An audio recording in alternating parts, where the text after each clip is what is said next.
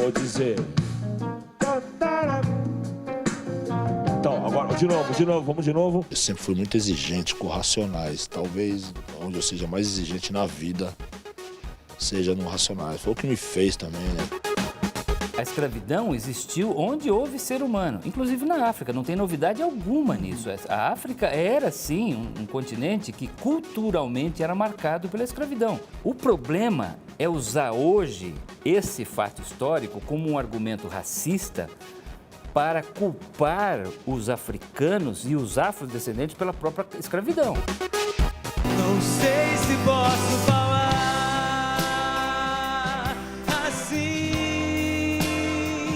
do que vi. É um disco de amor, um disco de afeto, é um disco de amizade, de parcerias. Olha, eu com muito afeto, com muito... Não sei dizer, até com meus olhos aqui estão. Bem-vindo, aqui é assim.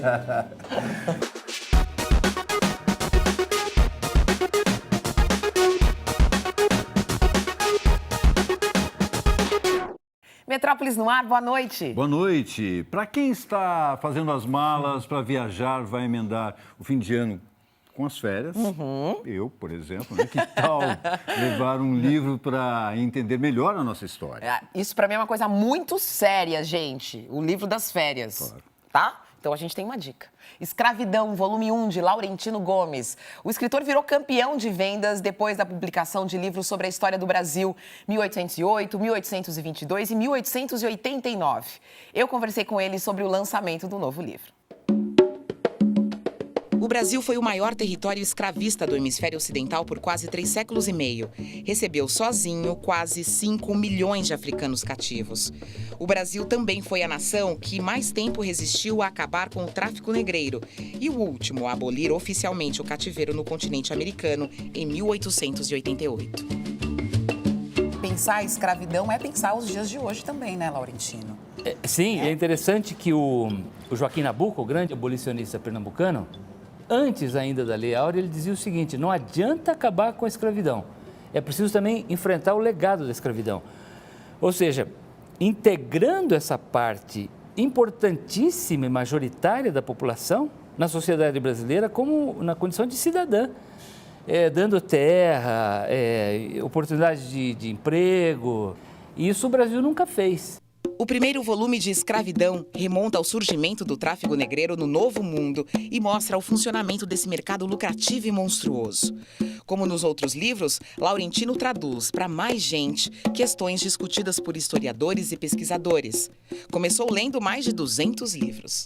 E aí depois eu botei o pé na estrada e fui fazer reportagem, porque eu sou jornalista. Então eu fui à África, às fortificações onde as pessoas escravizadas ficavam estocadas meses à espera dos navios negreiros que chegavam. Fui à Serra da Barriga, onde o Zumbi dos Palmares morreu. Visitei os engenhos de cana-de-açúcar no Nordeste. Fui a terreiro de Candomblé na Bahia. Uma experiência muito emocionante, muito tocante para mim. Eu acho que isso traz um olhar mais fresco sobre a escravidão para o leitor que está lendo hoje. São 30 capítulos que não seguem exatamente uma ordem cronológica, mas vão destrinchando temas e personagens importantes para compreender o período. A primeira carga de cativos que cruza o Oceano Atlântico não é da África para o Brasil, é do Brasil para a Europa. A nau Bretoa, em 1511, de propriedade de um senhor chamado Fernando de Noronha. E eu fiquei muito surpresa quando eu li Fernando isso. de Noronha. Ela cruza o oceano levando uma carga de pau-brasil, peles de onça pintada, papagaios e 35 indígenas que seriam leiloados em Lisboa. E aí, durante os 300 primeiros anos da colonização, até a chegada da corte, o Brasil matou, em média, 1 milhão de indígenas a cada 100 anos.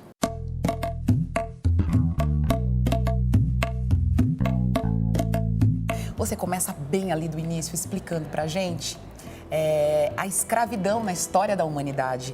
Isso é importante pra gente contextualizar, né? Vou lá em Aristóteles dizendo que havia um grupo de seres humanos que era destinado a escravizar outro, que um tinha que ser submisso lá na Grécia Antiga. É verdade. Você fala Aonde isso. houve escravidão, onde houve história humana, houve escravidão. E uma outra coisa curiosa, por exemplo, é que até o final do século XVII, a maioria dos escravizados no mundo eram brancos.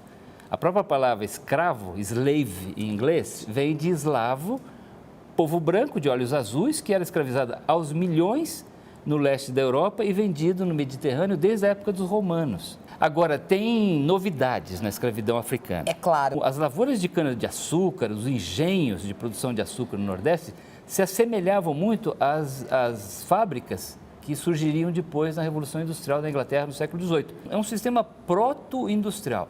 E a outra característica importante é a associação entre escravidão e cor da pele.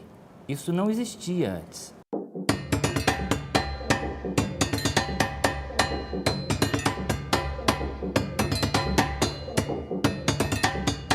E eu diria que está aí a raiz do racismo de hoje. A ideia de que o africano, o afrodescendente, ele é inferior. Ele não merece os mesmos direitos, as mesmas oportunidades, ele pode ser explorado, ele pode ser abusado pela polícia nas periferias das grandes cidades.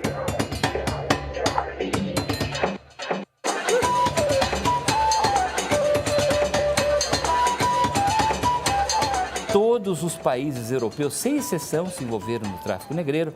E tinha banqueiro, tinha armador, tinha linha de crédito, tinha letra de câmbio para comprar fiado, tinha agentes que compravam no varejo no interior da África e depois vendiam no atacado no litoral. Com exceção dos próprios escravizados, todo mundo se beneficiava da escravidão.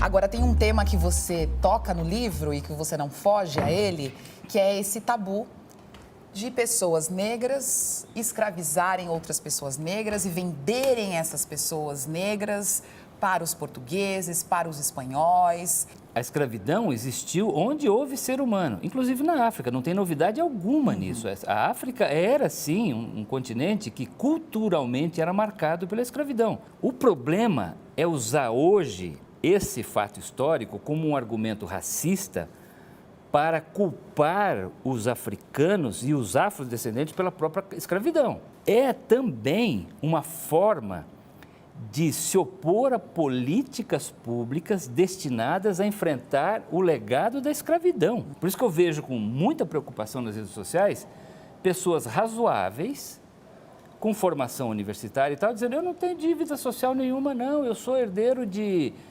colonos europeus, por que eu vou me preocupar desse assunto? Não. Você é parte de uma sociedade nacional que é um pacto que se perpetua no futuro.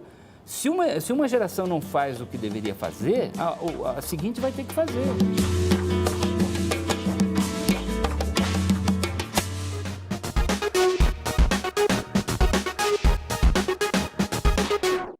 Metrópole de volta com música agora. Zélia Duncan lançou no final do ano o disco Tudo é um trabalho de músicas autorais inéditas, coisa que a Zélia não fazia há quase 10 anos, Quase né? 10 anos, exatamente. Claro que ela não deixou de produzir nesse tempo. Né? É verdade. Mas foram releituras, homenagens a outros autores, né? Em Tudo é Zélia matou a saudade de antigos parceiros, construiu um disco gentil e amoroso, como o nosso bate-papo.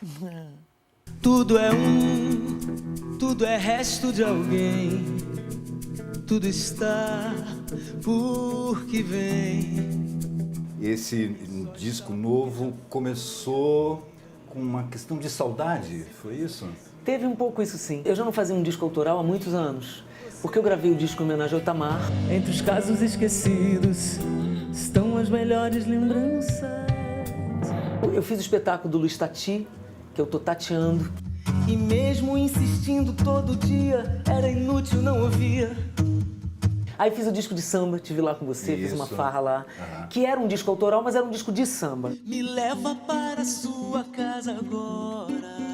E aí fiz o álbum com Jacques Morelenbaum, cello e voz, cantando Milton. Todos os dias é um vai e vem, a vida se repete na estação. Foram 4 trabalhos, aí, sabe, parei e disse, olhei o Christian é muito meu amigo, meu parceiraço. Ele tava para ir embora para Londres, já foi até. Aí eu chamei ele e falei, pô, vamos fazer um disco em homenagem à nossa parceria, antes de você viajar? Ele, nossa, eu vou adorar. Falei, mas inédito, tudo inédito. Doce acaso no nosso encontro.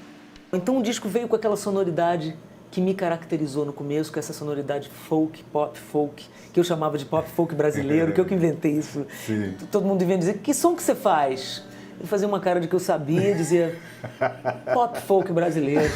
Longe parece mais fácil, frágil é se aproximar. Vocês fizeram muitos sucessos juntos, né? É, os sucessos da minha primeira fase toda, muito importantes. Todos eu fiz com ele. Quais sucessos? Enquanto durmo espero a chuva cair, por favor não vá ainda, espera anoitecer. Transfere pro meu corpo Nos lençóis desse reggae. Canção de Amigo deu o tom, eu acho, do disco todo. É uma canção amorosa, que eu, em princípio, fiz... Eu tenho 3 amigas em Brasília, eu fui criada em Brasília. Nós ficamos amigas no colégio, eu tinha 12 anos, nós tínhamos mais ou menos 12 anos. Somos amigas até hoje. Quando eu vou a Brasília, às vezes não tem tempo pra gente se ver. Eu canto, chego, canto, vou embora no dia seguinte, elas passam no hotel para tomar café comigo, 7 da manhã. Numa dessas idas minhas, eu fiquei tão comovida da gente se encontrar, mesmo que rápido, e no avião eu fiz essa letra. Ser quem você é, aceitar o que não deu para ser, receita para não sofrer, não ser perfeito, mas ser você. Ai, que lindo. Adorei te ouvir. É tão simples, né? É muito simples. Ser quem se é, aceitar o que não deu pra ser. Coisas da maturidade, né, meu amigo? Mas isso que eu ia falar agora, coisas da maturidade. Eu vi uma pessoa, não me lembro agora, acho que foi no Correio Brasiliense, que falaram, quando viram essa letra, quando leram essa letra aqui, perguntaram se tinha alguma coisa que você estava pensando a respeito do processo de envelhecimento, não sei o quê. O corpo da mulher, teoricamente, feito para gerar uma criança, né? Gerar uma vida. Quando o seu corpo começa a envelhecer e os hormônios dizem para você, fui. Só que hoje em dia a gente não se sente velho, como a minha avó com 55 se sentia. Então você tem que equilibrar o que você sente por dentro, o que você investiu para ter vitalidade, com esse tempo que está esmurrando a tua porta. Tem até uma música minha que fala isso, né? Para lembrar que quando a vida esmurra a porta, a gente solta o trinco e ele oferece um chá. Pede calma e bota a alma para pensar. Você é porque alguém já foi, e será só você e mais ninguém. E esse negócio de você valorizar o tempo, é o que o meu exercício agora é esse, sabe? Até tem a ver com essa capa aí. Claro. Então essa foto é super bacana porque eu tô sentada no chão e eles puseram vários espelhos, vários pedaços meus, é exatamente como tá aí. E está sendo o resto do pôr do sol, no brilho quente da lua. Para você ser único, você tem que ter muita coisa dentro de você. A gente precisa de vocabulário. E esse vocabulário é de coisas que vieram antes. Então, por isso que é tão perigoso você não saber a história das coisas. Perigoso você achar que você é novo. Tô fazendo uma coisa nova. Vai ouvir Tom Zé antes de você dizer que tá fazendo uma coisa nova. E eu só quero o que mereço. Nem um dia a mais, nem um segundo a menos. Como é que você conseguiu? Porque a concepção do disco foi já feito num Brasil bastante tumultuado, as pessoas se odiando, as pessoas se xingando. Eu vivi muito a campanha horrível que a gente passou.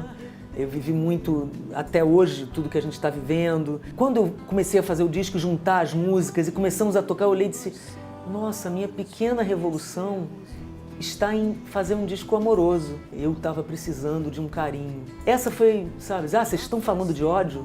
Pois eu estou falando de amor. Não sei se posso falar assim do que vi.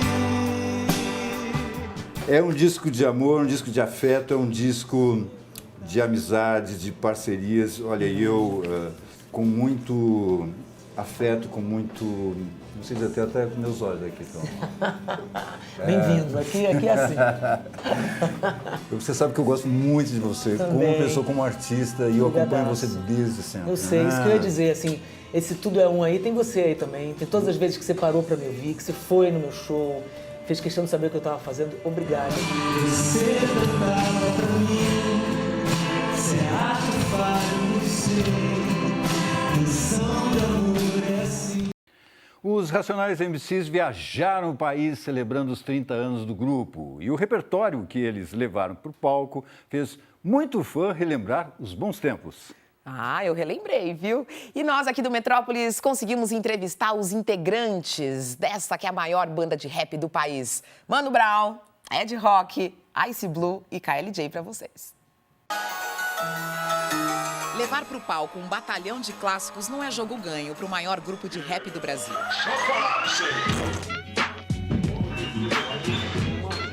Os Racionais MCs ensaiaram bastante para mostrar no show uma espécie de retrospectiva com músicas de todos os discos da carreira. É sempre bom estar com os caras de novo, né? Nós somos amigos, né, irmão? Né? A gente se ama mesmo como amigo na vida, independente do Racionais. Hoje em dia, os quatro, eles não dependem mais de resultado da banda para ser amigos. Já somos amigos mesmo e encontrar com os caras de novo. Racionais tem muita história, tem muita coisa que nós mesmos já não lembrávamos mais. Que através da música, tipo, nossa, mano, aquela pessoa, tal, aquela época, como era difícil, né? Como era diferente, era romântico, era heróico. Eu queria fazer uma brincadeira com você. Aqui só tem discos dos Racionais, mas eu queria que você me falasse qualquer coisa desse disco. Brincadeira de criança. Estamos relembrando, gente? Tira um disco aqui. Sem olhar. Sim, né? Vou ter que pôr óculos. Só a idade, né, gente? Eu estou melhor agora do que antes. Pânico, pânico, pânico, pânico. Nós éramos garotos, mas já tinha uma coisa séria, né? Já tinha um compromisso já muito louco, né? Você vê a capa assim. O primeiro disco dos Racionais, depois da participação na coletânea Consciência Black. Brown e Blue, da Zona Sul. KLJ e Ed Rock, da Zona Norte. 4 garotos começando no mundo da música. E olhando pra esse garoto aí, quer falar o quê pra ele? Você evoluiu. Que período criativo, um período necessário, período político. Pode ver que a capa é o crime, são as drogas, né? São o problema social, né?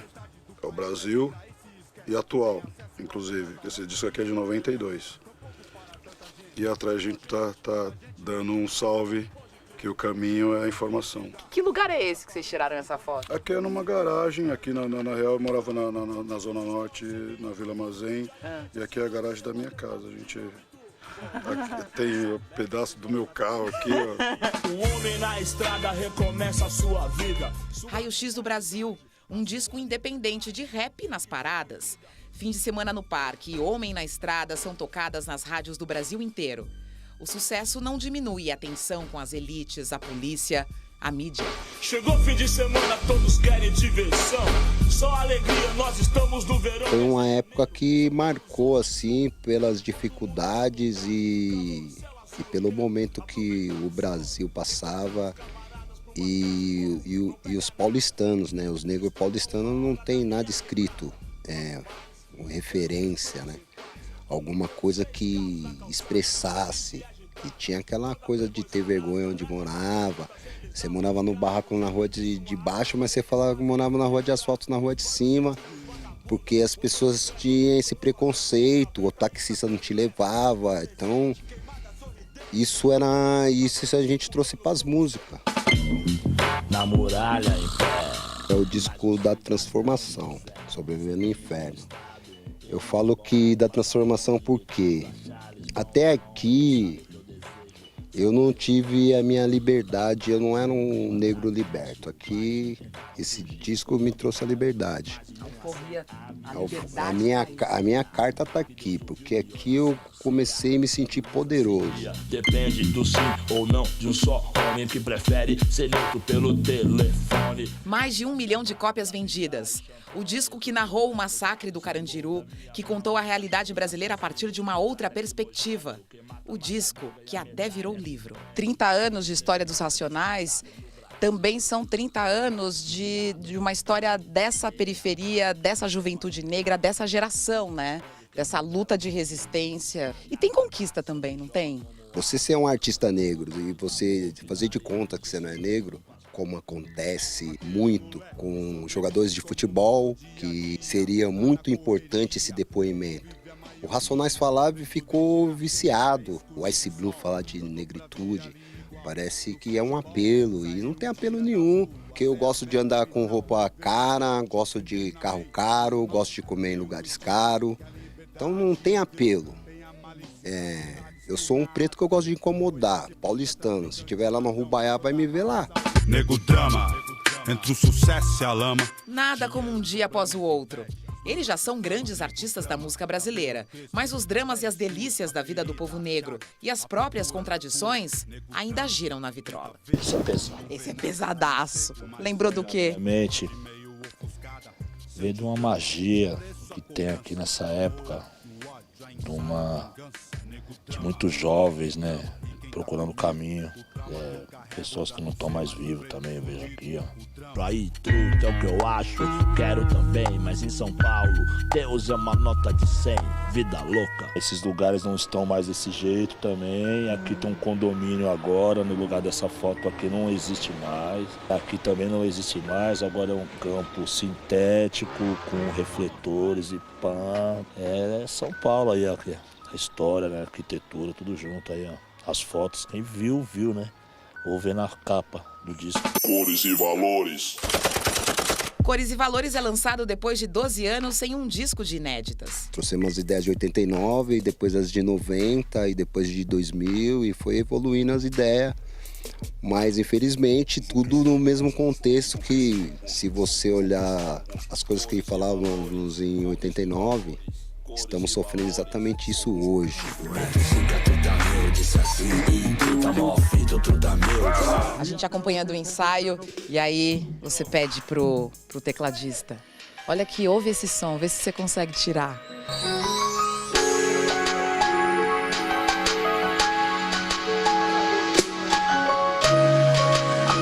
Sim, a gente pediu para os músicos tirarem o som o mais original, mais próximo possível do original. Vou dizer. Então, agora, vamos de novo. Na hora no palco a gente lembra, né? Quando a gente tinha 19 anos. E de 19 até agora. Então a gente lembra, passa um filme rápido na mente. Vou dizer. Já volta todo mundo com força. Daria um filme e o filme tá rolando, né? E o filme tá rolando. Tamo no filme, tô na fita, tô na cena, né? Vamos nessa. Tá rolando. Descansa o seu gatilho, entre no tempo da malandragem. Meu rap é o trilho. Tum. Vou dizer.